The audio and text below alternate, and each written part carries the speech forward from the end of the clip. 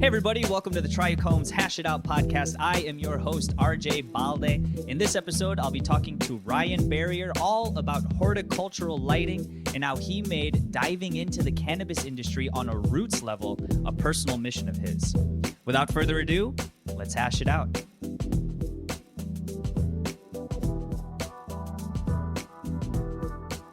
All right, my guest today is representing the U.S. division of the Italian industrial lighting company Beghelli.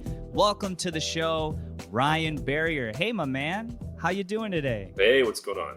Hey, doing really well. Thank you. Happy New Year to you. Happy New Year. Hey, you know what? We're recording this at the end of the first week of the new year. How's it going? So far, so good. So far, so, we made it this far, right? Yeah, it's funny because we're all excited about this end of 2020, and then now we're with everything going on in January. We're going, when is January going to end? But it's a lot of fun stuff going on right now. But it's really an exciting time actually. But so far so good. I'm stoked to be part of what's going on out there in the community and the industry. Yeah, no doubt. I saw someone online say, I think it was yesterday I saw it. They were like, hey guys, I think that we misread it. It's not 2021, it's 2020.1, and we only made it past the prologue. And now we're really in the book. You know what I mean? We made it past the introduction, and now it's going to get real. But that's great, man. Yeah, I'm glad to hear that you're off to a good start. And I'm stoked to ask you about all you have done in the community and all you've got going on at Beghelli. Now, I understand that you are the horticulture sales manager at Beghelli. Is that right? Yeah, that's correct. Cool. And so that being the nature of your role there, I'm not sure how much you might know about this, but I'm just curious because, speaking about 2020 and us being in the first week of 2021. As I said at the top of the show, Beghelli specializes in like industrial and emergency lighting, and even has products that are specifically approved for use in like New York City and Chicago and Connecticut. So, do you know anything about like how business at Beghelli has been affected during the course of 2021 with the pandemic in particular, with makeshift COVID response units being built, throughout the nation and the world? Have you seen any of those effects taking place over at Beghelli? That's a good question, and thanks for asking. I think it's relevant to what's everything that's going on today. I'm assuming we're talking about the cannabis community, or are we just talking in general cultivation? But when it comes to lighting, but with Beghelli, we're a 45-year international company. We're a 20-year domestic. So we have the ability to understand the different trends that take place. Every year, something new, right? So the economy's either going really well, or we're in a dire straits situation, or we're going through in this case, a presidential election. There's a lot going on with restrictions and codes, but nobody is prepared for the pandemic. And if you say you were prepared for your pandemic, then I'd say, wow, you can see the future. Right. And I think and so, but because of our history, because of our infrastructure, in my personal opinion, of course, Beghelli has just done a successful and really great job at adapting to the trends. And Italy is where Beghelli started, and that's, Italy was hit hard, very hard with what's happened with COVID. And this is just history in the making, just having this conversation right now. But yeah, so Beghelli has done pretty well staying afloat. We went remote back in March of 19.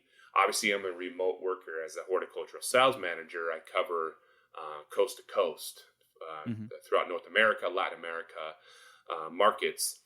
But So with that said, I'm accustomed to the remote life, but a lot of us aren't. A lot of us are still adapting to this right here. The camera eye is what we're looking Yeah. at, and then we kind of sneak over and do a look at ourselves, and Exactly. um, but Beghelli has done really well. We've actually done some pop-up COVID facilities. So you got to realize we're not just in horticulture. Um, we've also been commercial, industrial, emergency, area lighting, just a whole segment. So we are a turnkey solution for an entire project. So adding horticulture to um, our service and our solutions is just going to make us stronger. But emergency lighting fixtures, these vapor tight units that are used in makeshift pop-up medical facilities.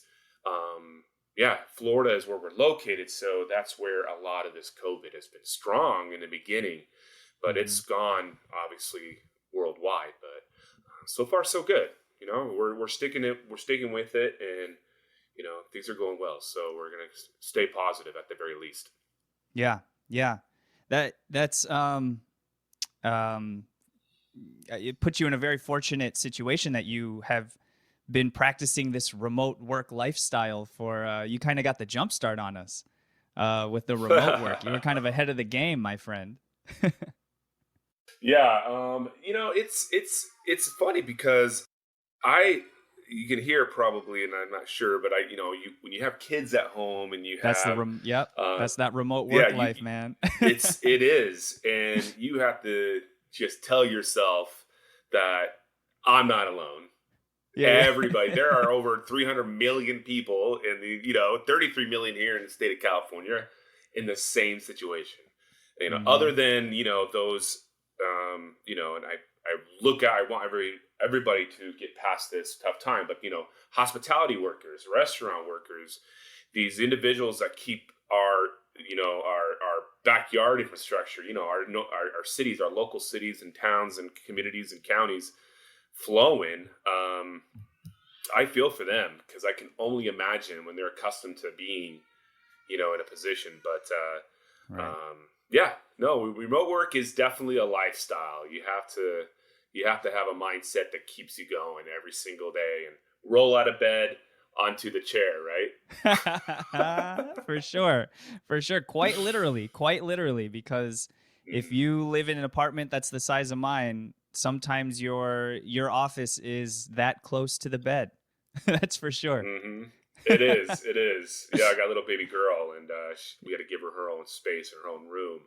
But Yeah. so I've moved my office probably about 2 or 3 times now in the past 6 months. So Yeah. it's just a matter of time.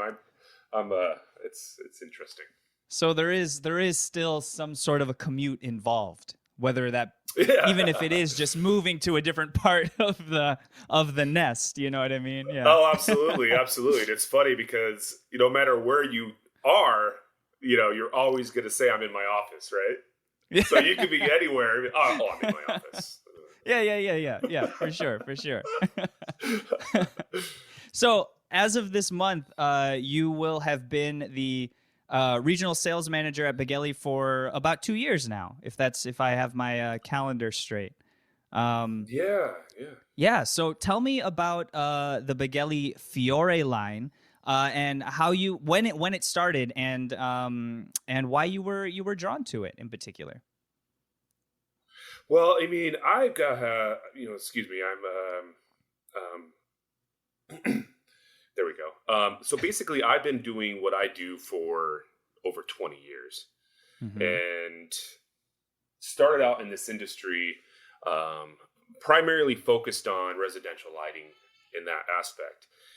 Then moved in more into decorative lighting, things like that. But most of my background is either regional sales management, national sales management, general management, sales advocacy for training, CRM training, excuse me, the whole Mm-hmm. aspect when it comes to understanding customer service with sales, etc.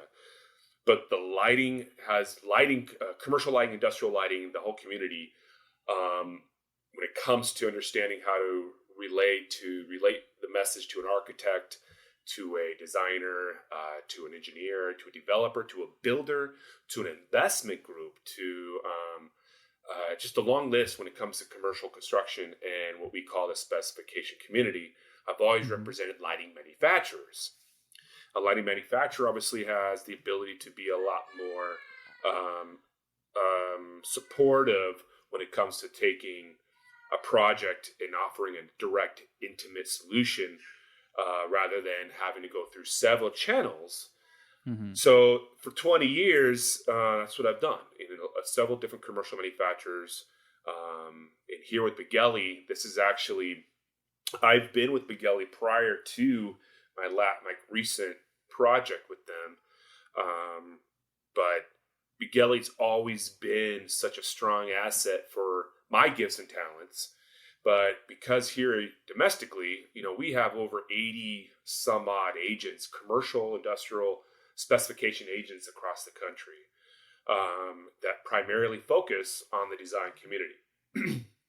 Mm-hmm. So with that said, these past few years with Beghelli, I've become their horticultural sales manager.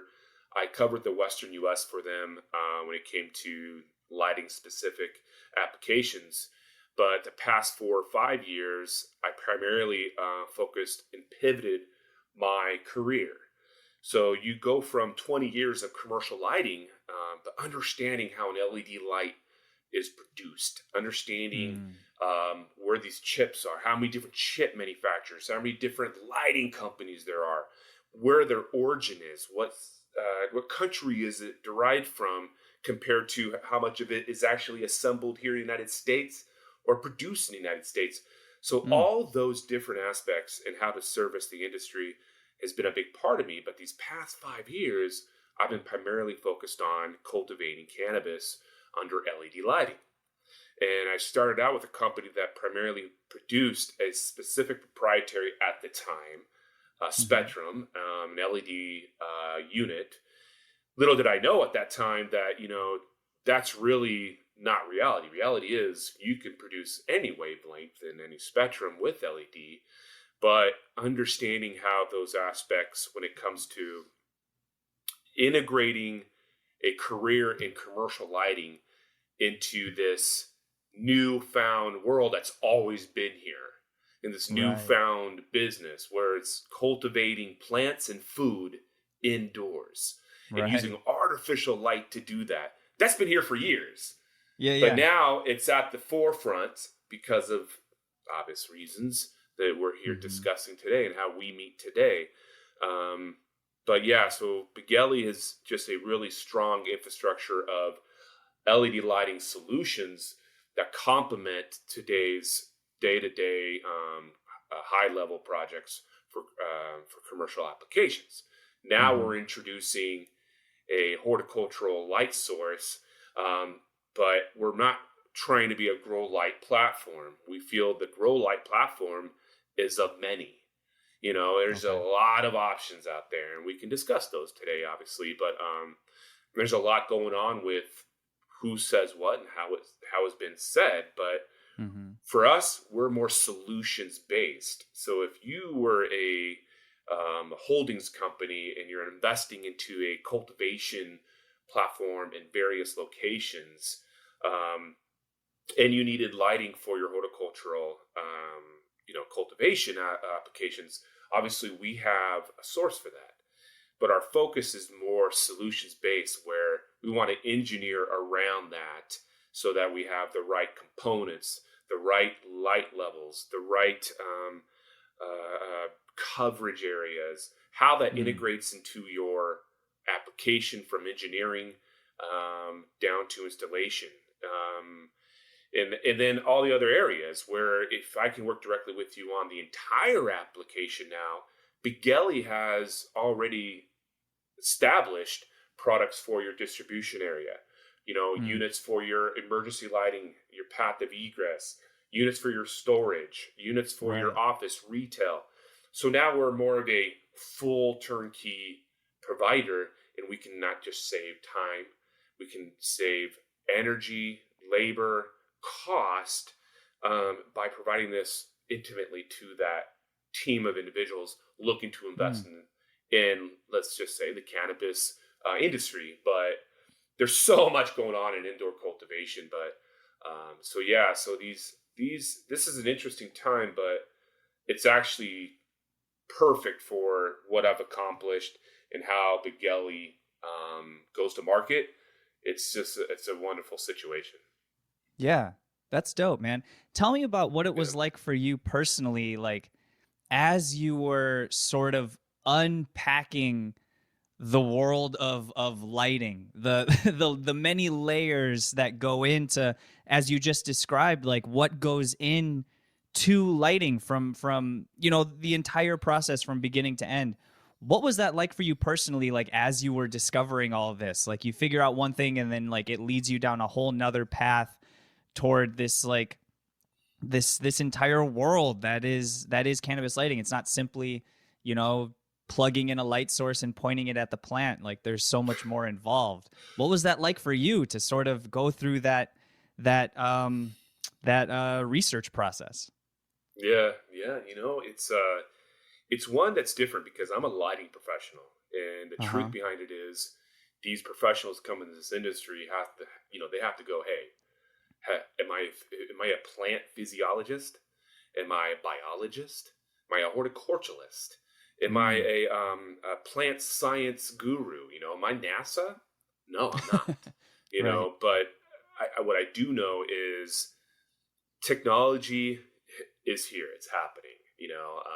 It's constantly evolving with the issues in today's marketplace, coast to coast, with energy loads, with heat issues, with code and restrictions that we're up against with these municipalities and utility companies. I like to call the energy mafia, that Mm. want to come in and just rip our souls out by Mm. restricting us. That is not necessarily on purpose to go get us and attack us. It's to push us to evolve as a community. And Mm. for over 100 plus years, if not more, cannabis has been grown primarily in indoor applications, where the we'll call it the gray market. We'll call it I like to call it the OGs of the industry that really have laid the path and put these levels of expectations that this plant provides, um, to us as a work platform, as one Mm. that produces work jobs, income. That's a different thing. We never had to do that. Right. But in order to produce that platform, you also have to respect the plant, what it provides us, in whether it's you're consuming the product, whether you know somebody that's grown it or something. But if you can't respect it and do it hands on, and this is just my opinion, of course, but Sure. I had to adapt to the point where I had to cultivate. I had to grow my own plant. I had to, dive in head first, you know, um, but we'll call it baptism by fire. It is, Yeah. um, I started out as a lighting person, but every time I had to go to every dispensary. I went to dispensaries. I went to hydroponic stores. Right. I literally ordered products like that are so popular on the market today. All these name brands that are out there. I ordered them. I broke them down. I dissected them. I started meeting with gray market cultivators. In this case, cultivars, growers, what you want to call it. Sure. And being able to just sit down and look at them and ask them, what makes this special for them when it comes to the cultivation side, when it comes Mm. to the business side, and what's happening in the marketplace today. Mm. And if you don't do that, then sometimes it's a lot harder to understand what you're doing it for. Why are we having so many states just now going, oh, it's legal? And why others aren't, and why is it that this gray market is so successful still, and the license market is just for what we like to call, those that can actually provide the income and the money and upfront to get Mm. to get moving. So it's Mm-hmm. really an interesting time. But for me, I had to do that. So I bounced into dispensaries. I went to distribution facilities that just started opening up, um, chasing these cultivation projects that were just really, the lack of better words, full of poo. They don't Sure. have the want or the need to invest the money. They just want everybody to give them knowledge, give them information. But when it Right. came time to investing into technology and things, like, nope, I'm just going to go off what the 30-year grower is telling me. Right. Okay, and this was Right. 5 years ago. Mm-hmm. Now, tables are starting to turn. Companies like Beghelli, companies like Osram, these big lighting manufacturers, these big companies are going, hey, Ryan, you got this experience. You dove into this community. So I Mm-hmm. had to create my own platform. One at the time, which has been evolved, started out as Canatech Network.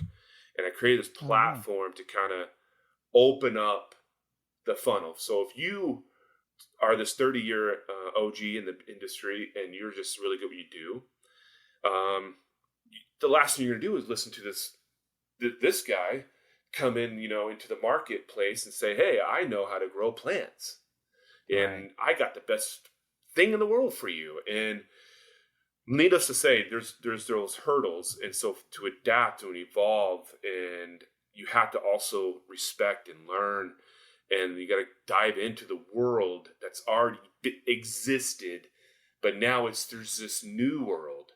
And Mm. it's kind of where it's at this point, is as these markets are merging, companies are coming into this industry, and the licensed world is happening. It's not going anywhere. It is here Right. to stay. And but the most productive and efficient way to grow is in a greenhouse application. Period. Yeah. Outdoor, then a greenhouse, and then a fully indoor cultivation facility.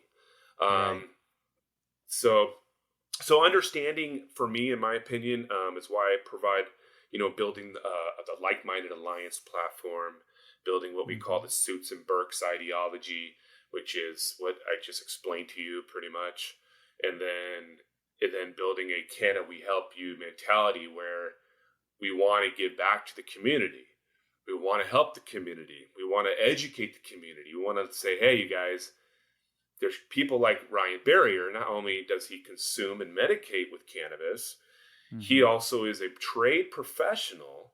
He's also an advocate for this business through his own individual community outreach. Mm. But he's given me something in return that nobody in this industry was doing at the time that they're starting to. You have to go through hydroponic stores to gather for your grow equipment. You know, Mm. Big Daddy in those industries, we like to call them the big money. Those industries they have their conglomerates, these Mm-hmm. existing agricultural companies. They have their own conglomerates, these grow supply chains, but they're gouging these individuals that are coming into this market. The Mm. suits are coming in, and they're gouging them with high prices. Mm-hmm. But there's so much money to be made. It's just like, we're going to pay what we want to pay. It's Right. because it's what we're being told.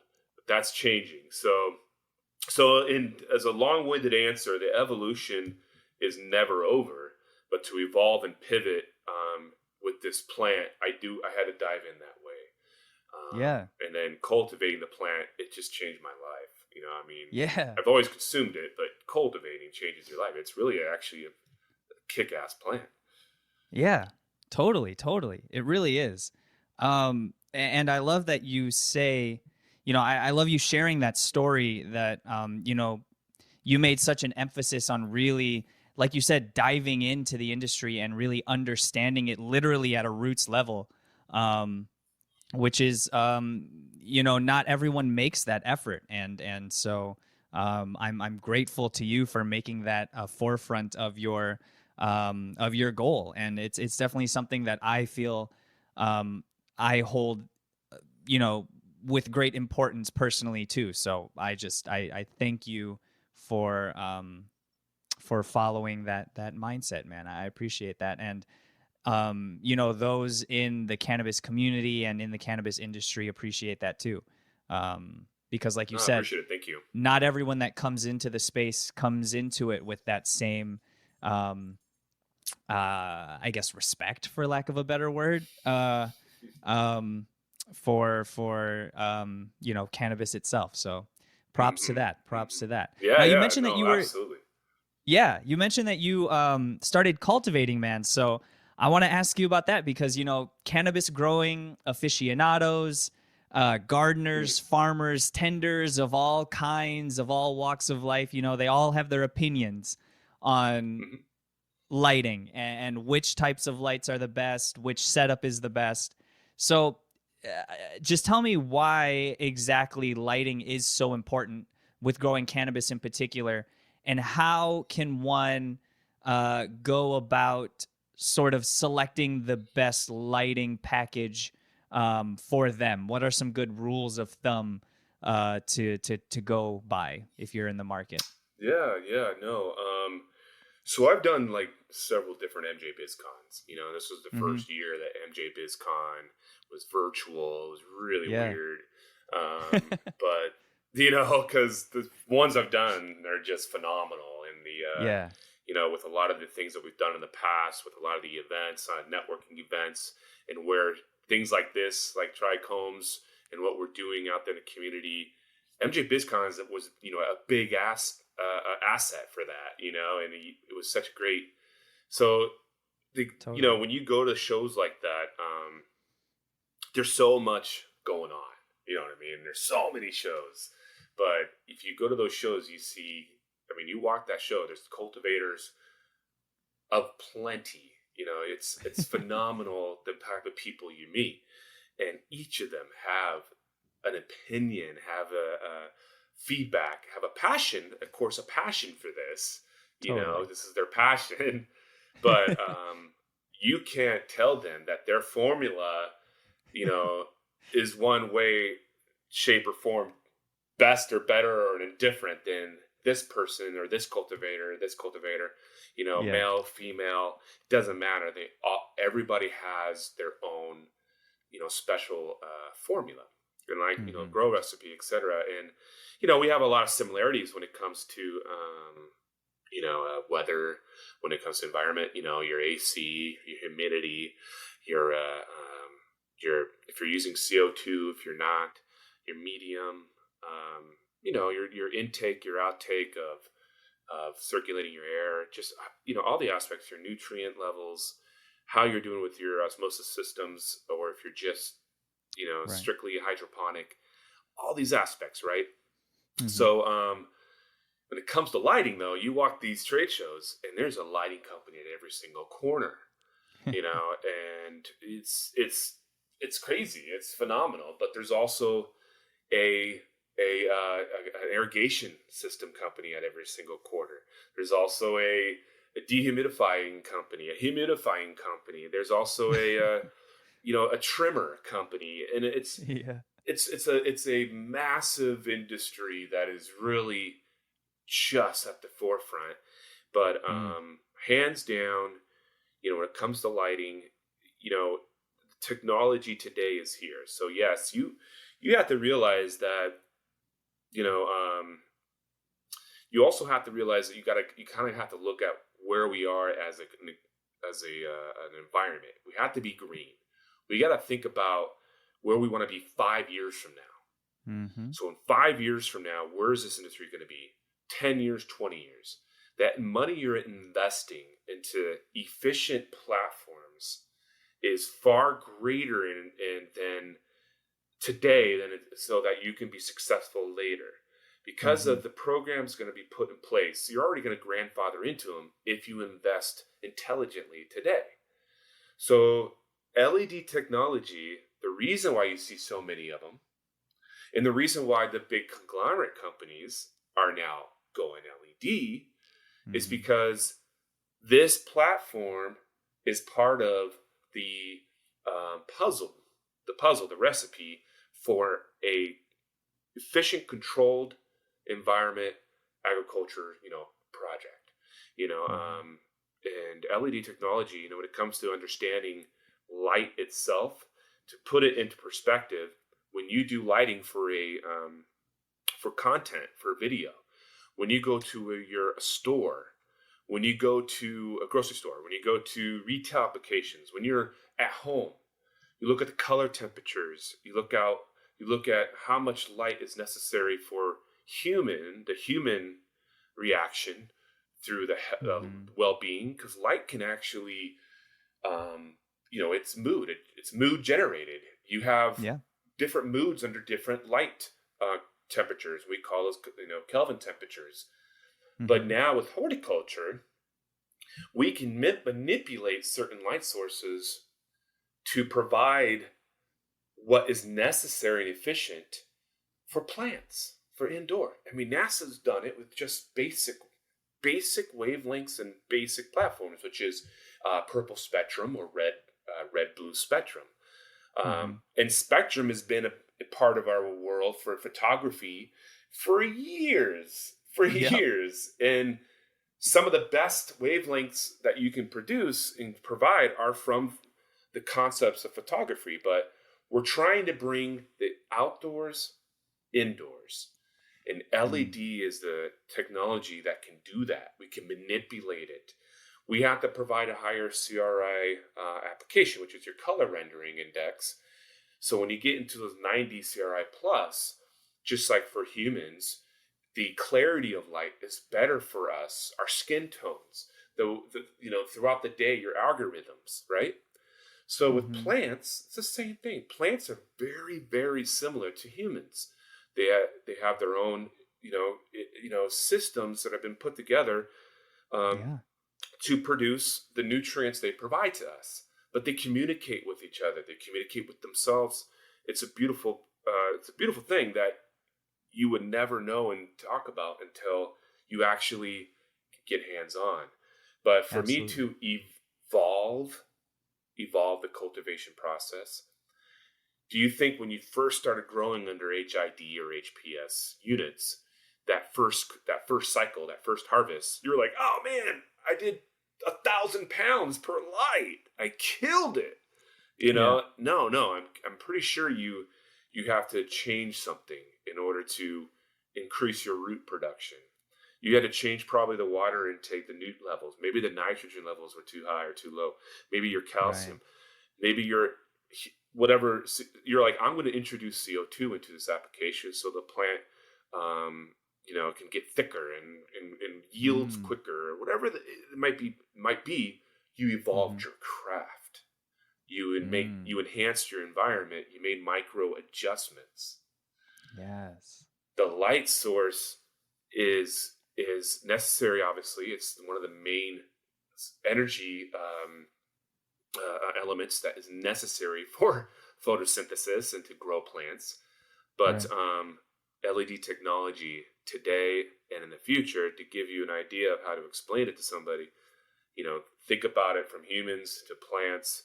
Now we can provide plants with a technology that's not only energy efficient, provides the same wavelengths that you're accustomed to, but now we can actually manipulate them to provide higher peaks in certain colors. So you have intensities in reds that you couldn't receive before that are a lot healthier for the plant. So if you can grow underneath the technology that provides you improved light, then therefore the goal is to improve your cultivation methods.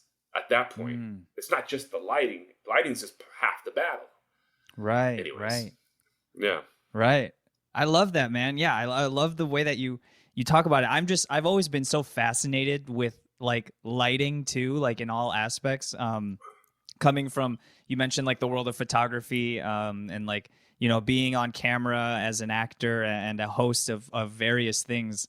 I've always been so fascinated with lighting, and I'm an amateur sort of cultivator as well. I grow, of a multitude of different herbs on my porch, and so it's a newly sort of quarantine hobby that started back in It March. I truly sort is. of It's picked it up. therapeutic, my man. It's therapeutic. I Yeah, tell you, isn't it? I did a podcast for about a year with Kristen Yoder. She's Oh yeah, she's been on the the show. cannabis. Yeah. She's the Sure. cannabis detector. I was introduced to her through all the several trade shows, CBD shows, things like that. But because of her terpene Definitely. education and levels and her no BS attitude to this Suits and Burks world, we did a show together. But she would talk to me about all kinds of different things. But her cultivation experience, she's also has a little hands-on experience, and she turned me on to it. And just hearing how she goes about it and what she does, and I was like, that's interesting. I'm going to try this because I see all these other guys doing it. And then once I started doing it, the therapy behind it, of my first 3 plants I grew under LED bombed. It was horrible. I think I Yeah. had bugs everywhere, and I Yep. think some guy at a hydroponic store was like, dude, try this newts. I was like, yeah, I'll try them, no problem, right? And I'm all trying them and shit. And anyways, it ended up just really bombing. And I was like, okay, I got to really do this right. And so I dug into it, and that's the thing. And then, but yeah, so Kristen kind of, it was like we were rolling we were about to do a show like this. We rolled a joint and we went on the patio and have a conversation. Yeah. And it was at a studio, and it was funny. And we were sitting there talking, and she's like, "Oh man, I miss smoking and all this stuff, and and I want to talk about growing and all this stuff." It was pretty funny, and I don't know where I was going with this, but she just, yeah, she really turned me on to it. And I hear it is. We finished the joint, and I was like, I'll just save that for later, and I put it in, the little cap, you talking about that the cannabis comes in, the twist bottles. Sure. So I had a couple nugs in there. So I threw them in there, threw the joint in there, and so she goes, wait a second, what are you doing? What did you just do? I go, what do you mean? Ooh. She's like, take that joint out of there right now. She's like, do you realize what you're doing to those plants? Do you realize you're actually messing with the trichomes and the terpenes and all those things all the time? I was like, yeah. And I think that stuff you don't learn until you actually dive into this business. Yes. But also cultivating, grow some plants, grow one plant, grow any plant. You don't have to grow cannabis if you're not a cannabis, flower person, but you grow your own plant and you want to consume it. There's so many different ways to consume it by growing it yourself as well. Whether it's rosin pressing or, extracting a hash, volcanoes, vaporizing. There's so many different levels that you can. So yeah, if you can grow it, because you can see where this industry can just open its doors as long as you accept it. And I think that's what's missing from the side that I've been a part of for 20 years.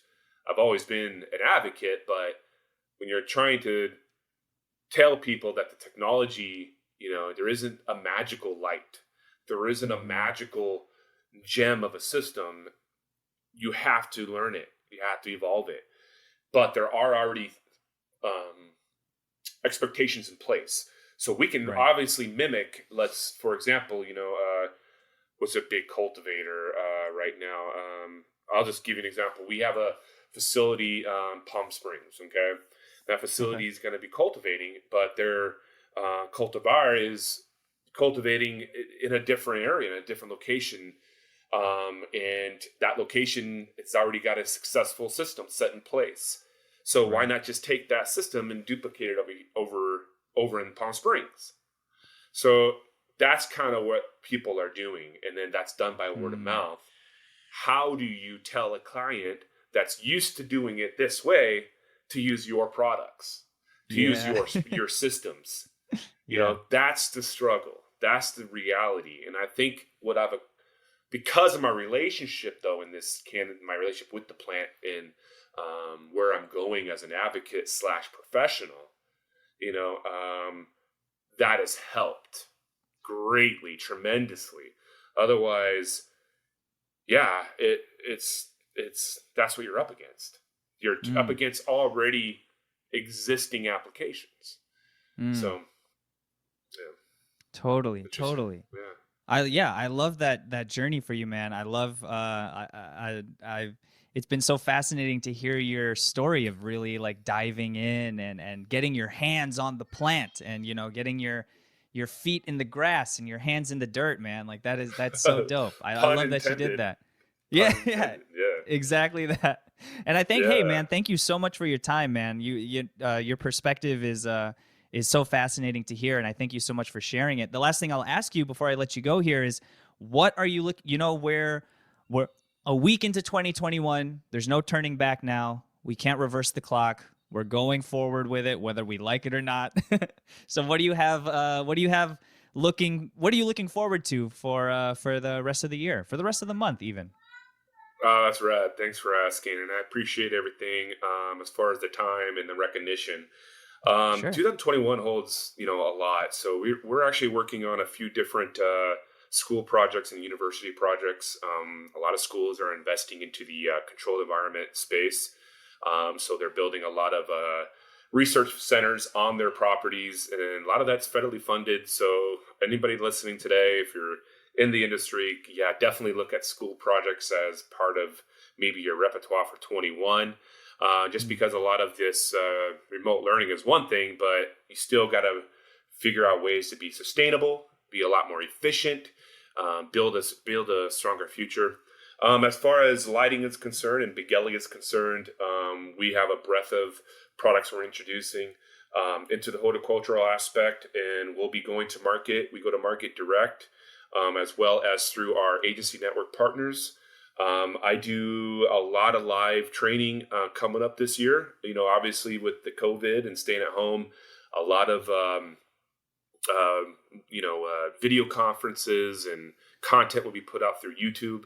So do me a favor, follow me at Beghelli Barrier on Instagram, as well as YouTube, Ryan Barrier on LinkedIn.